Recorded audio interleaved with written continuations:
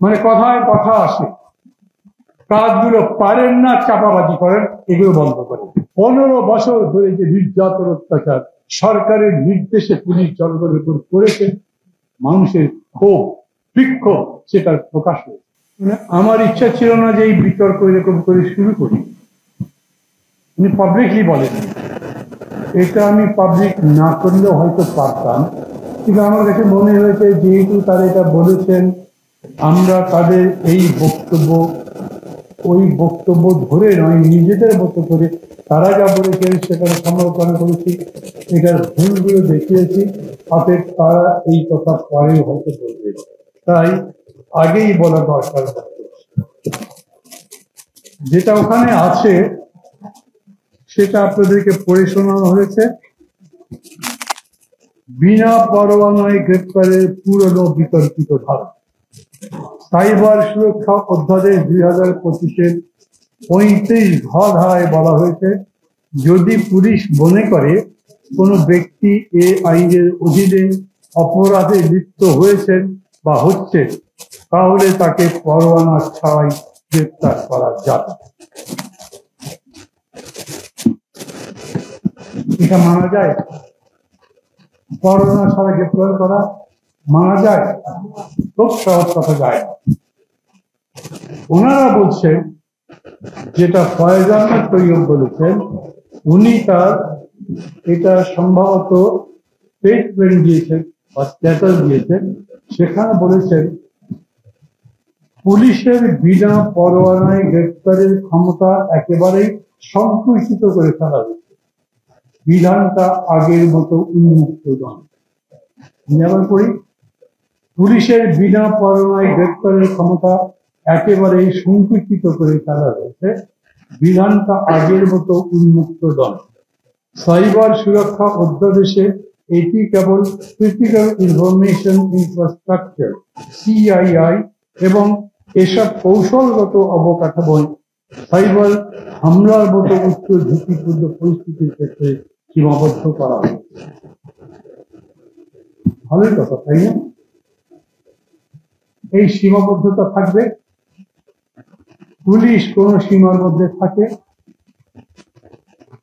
আমাদের দেশে যে আইন নাই, লেখা নাই, সেটা ধরে তারা কাজ করে।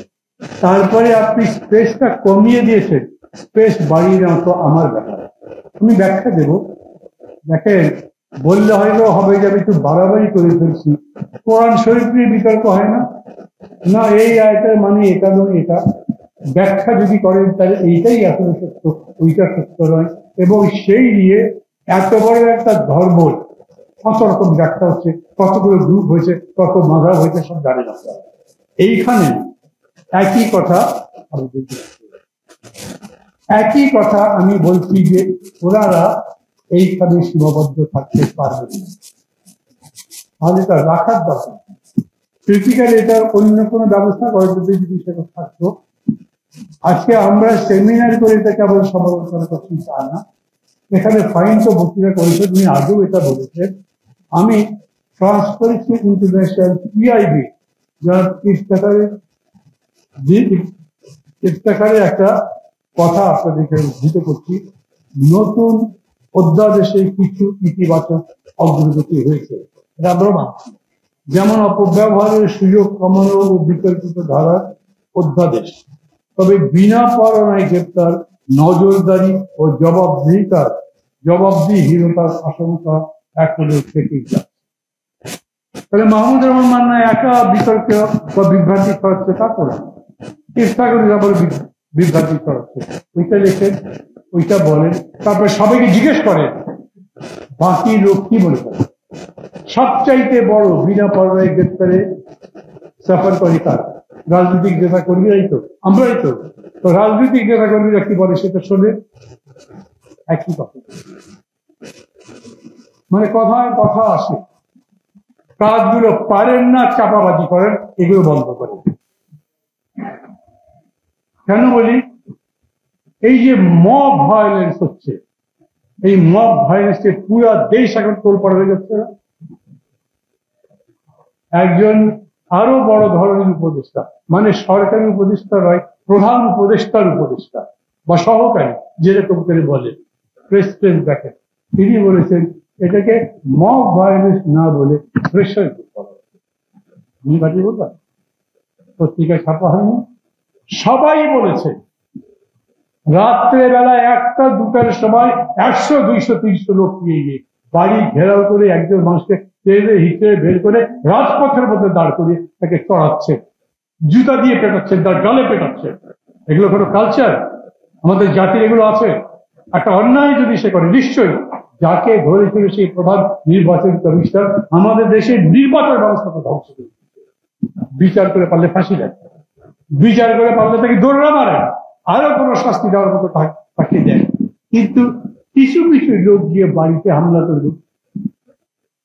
গতকাল হামিম গ্রুপের চেয়ারম্যান AK আজাদের বাড়িতে অনেকে গিয়ে বাড়িতে রেখে ভেঙে দিয়েছে, আমি ছবি দেখি। তো এই বাড়ি ভাঙার কালচার যদি চলতে থাকে তাহলে দেশে গণতন্ত্র হবে কিরকম? গণতন্ত্র মানে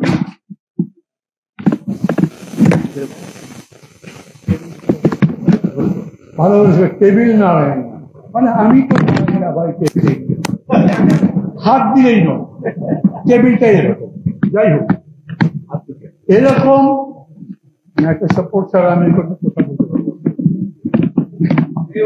এইরকম অনেক ঘটনাই ঘটছে। একটা থানাতে 2 জনকে গ্রেফতার করা হয়েছে, পাটগ্রামের ব্যাপার, দেখেছেন না? তারপরে শত শত লোক গিয়ে সেই থানা ঘেরাও করে তাকে ছাড়িয়ে দিয়ে গেছে। আমি মানি আমাদের দেশের পুলিশ গুলো বজ্জাত, এখনো টাকা পয়সা যেইখানে যেভাবে পাওয়া যায় ডান হাতে বাম হাতে খাওয়ার চেষ্টা করছে। বন্ধ করেন, পুলিশের নির্যাতন সারা দেশে চলে। করতে পেরেছেন? পুলিশকে এখন পর্যন্ত বলেছেন দেখো দেশটা বদলে গেছে, তোমরা বদলে যাও, তোমরা যদি বদলাও আমরা তোমাদের বন্ধু। মানি, আমি বলছি এরকম বলেন তাদেরকে। 15 বছর ধরে যে নির্যাতন অত্যাচার সরকারের নির্দেশে পুলিশ জনগণের উপর করেছে, মানুষের ক্ষোভ বিক্ষোভ সেটার প্রকাশ হয়েছে। আমি জাস্টিফাই করছি, কিন্তু তারপরে বলি আপনি যদি চর মারেন বা ওই যে বলে ইট মারলে পাটকেল দিতে হয়, মানুষের উপরে এত বড় অত্যাচার করেছে, সেই মানুষ যখন দেখেছে ওই পুলিশ আবারও আমাকে গুলি করছে, বেড়ে ফেলছে, তখন তারা পুলিশকে মারতে মারতে বেড়ে ফেলছে, লটকে রেখেছে ওটা দেখে আমি ভালো বলবো না, কিন্তু এই কারণে ওনারা হাজার হাজার চাকরিতে যাবে। আমি বলছি ক্ষমতা যখন নিলেন এই সরকার, তারপরে তখন এই সরকারের কাজ কি ছিল? দেশের অভ্যন্তরীণ নিয়ম শৃঙ্খলা রক্ষার জন্য পুলিশই তো লাগবে। আর্মি দিয়ে পারবেন? বিজিবি দিয়ে হবে? র্যাব দিয়ে হবে? অর্থাৎ পুলিশকে ডেকে বলেন যারা যারা এই ধরনের অন্যায় তোমরা করেছো, মানুষকে বিনা বিচারে হত্যা করেছো, গুম খুন করেছো, ওদের বিচার করবো। ওইটা তো ছাড়া যাবে না। কিন্তু তাছাড়া তোমাদের সম্পূর্ণ সিকিউরিটি আমরা দিচ্ছি, তোমরা কাজ করো, সামনে ভোট হতে হবে, সেই ভোট ঠিক মতো করতে হবে। ওই 2-2বার প্রধান উপদেষ্টা বসছে তাদের সঙ্গে, এরকম কথা তো বলেননি। পুলিশের একটা IG বদলে দিলেন, তাতেই সবকিছু হয়ে যাবে? পুলিশের 2টো DIG বদলে দিলেন, তাতেই পুলিশ ভালো হয়ে যাবে? পুলিশকে নতুন করে সংস্কার করে জায়গায় আনতে হবে। সারা পৃথিবীতে অনেক হয়েছে, বিপ্লবের পরে পুরা দেশের সমস্ত কাঠামো ভেঙে গেছে, সেই কাঠামো জোড়া লাগছে আপনাদের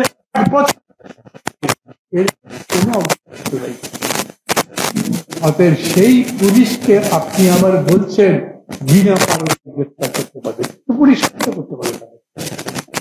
অতএব আমরা খুব স্পষ্ট কণ্ঠে বলতে চাই এই আইন রাখা চলবে না।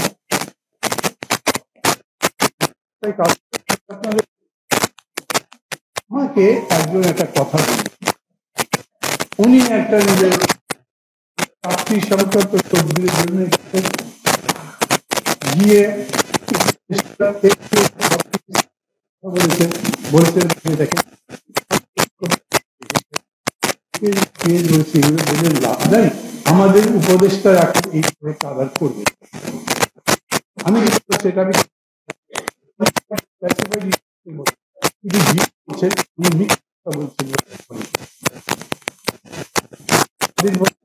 হবে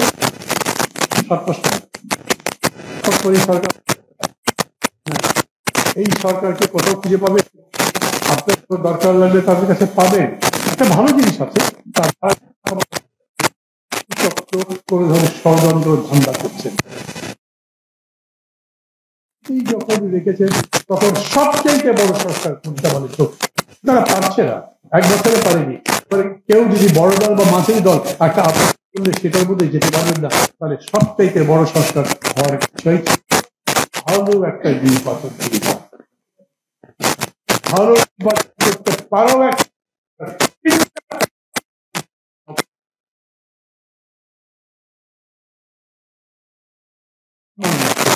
ভালো নির্বাচন করতে পারলেও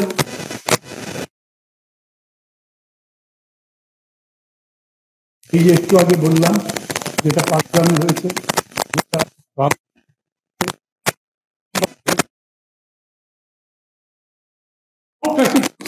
এটা বন্ধ করতে না পারলে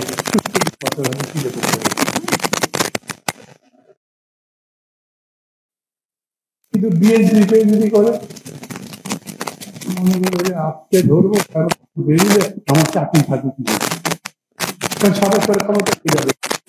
আমি এটা প্রচার করার জন্য বলি, আমি বিএনপির সামনে দাঁড়াবে অনেকে, আমিও তো দাঁড়াবো, বিএনপির বিপক্ষে দাঁড়াবো সেটা যেটা পক্ষে দাঁড়াবো পর্যন্ত তারা তাদের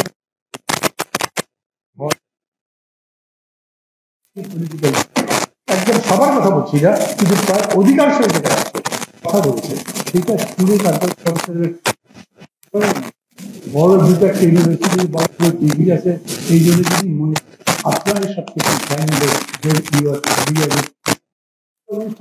একটা বড় রাজনৈতিক যজ্ঞের মতো সেটাকে রাজনৈতিক ভাবেই দেখা দরকার, মোকাবেলা করা দরকার, তাহলে নতুন নতুন যত সমস্যা তৈরি হচ্ছে কোনোটাই এখন সময় আছে।